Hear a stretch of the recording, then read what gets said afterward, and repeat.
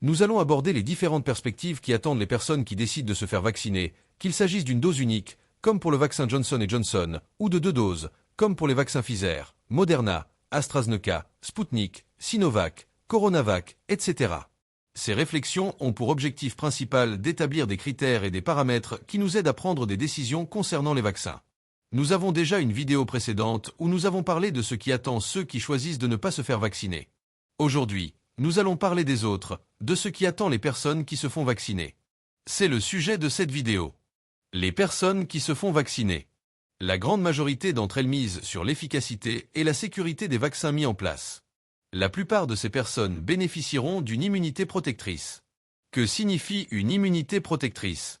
Cela signifie une immunité qui leur permet de ne pas développer l'infection au Covid-19, causée par le virus SARS-CoV-2.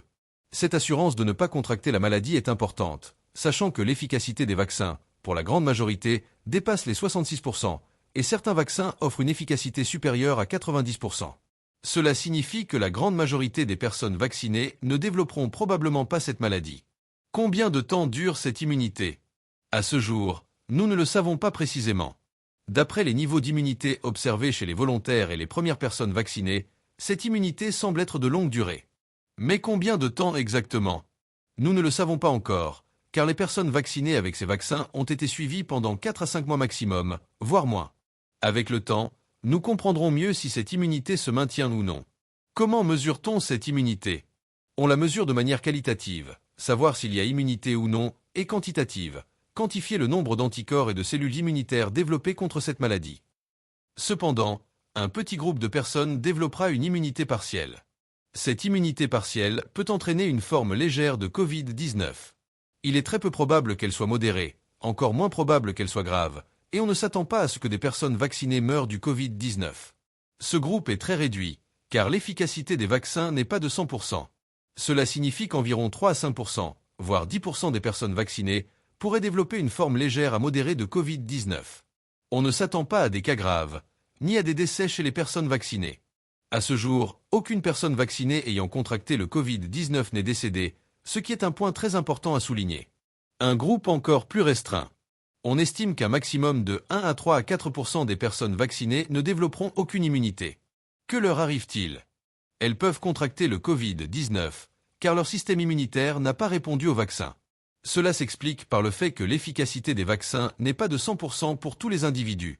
Certains groupes, comme les personnes âgées, peuvent avoir une efficacité moindre, par exemple 90 à 96%. Cela signifie que certaines personnes ne développeront pas d'anticorps neutralisants ni de cellules T, comme les macrophages ou les cellules mémoire, contre le Covid-19. Comment savoir qui sont ces personnes? La seule manière de le savoir est de mesurer les anticorps et l'immunité chez ces individus, ce qui est tout à fait réalisable aujourd'hui. De plus, on pourrait identifier ces cas rares où des personnes vaccinées contractent le Covid-19 comme si elles n'étaient pas vaccinées. Ce sont les cas les moins probables, conformément aux chiffres d'efficacité publiés dans les médias académiques et scientifiques, et validés par les organismes de régulation des médicaments, des vaccins et des aliments à travers le monde. Que faire si une personne ne développe aucune immunité? Il y a 2 options. Réaliser des examens médicaux pour comprendre pourquoi leur système immunitaire est inactif ou affaibli, et étudier les causes possibles d'une immunosuppression. Envisager une revaccination, une fois les causes clarifiées. Cela pourrait se faire avec le même vaccin ou un vaccin différent. Ces options s'appliquent aux rares cas où aucune immunité n'est développée. Ce qui attend tous les vaccinés. Douleur au site d'injection. Tous les vaccinés ressentiront une douleur au point d'injection. 2 doses pour la plupart. La grande majorité des vaccins nécessitent 2 doses, sauf le vaccin Janssen, Johnson & Johnson, qui est monodose. Effet secondaire courant. Les vaccinés peuvent ressentir un malaise, des douleurs musculaires ou articulaires, et une légère fièvre, pas plus de 38,5 degrés Celsius. Ces symptômes apparaissent généralement dans les 24 à 48 heures suivant la vaccination. Réactions allergiques graves. Dans de rares cas, des réactions allergiques graves peuvent survenir. C'est pourquoi des précautions sont prises pour que ces personnes puissent être prises en charge immédiatement avec des médicaments pour neutraliser la réaction et rétablir des conditions physiologiques normales. Observation post-vaccination. Tous les vaccinés doivent rester en observation pendant au moins 30 minutes après l'injection, car la majorité des réactions allergiques graves se produisent dans les 15 à 30 premières minutes. Il est également conseillé de ne pas conduire le reste de la journée pour prévenir tout risque en cas de réaction soudaine. En cas de réaction allergique grave, la personne doit être immédiatement prise en charge dans un service d'urgence. Les centres de vaccination sont préparés pour organiser un transfert rapide, et beaucoup sont situés dans des hôpitaux. En résumé, voici les différentes possibilités pour les personnes vaccinées. Ces informations doivent être communiquées clairement et simplement pour que chacun puisse comprendre et prendre une décision éclairée sur la vaccination. Nous avons déjà abordé ce qui attend ceux qui ne se vaccinent pas dans une vidéo précédente. Aujourd'hui, nous parlons de ce qui attend ceux qui se vaccinent, comme il se doit.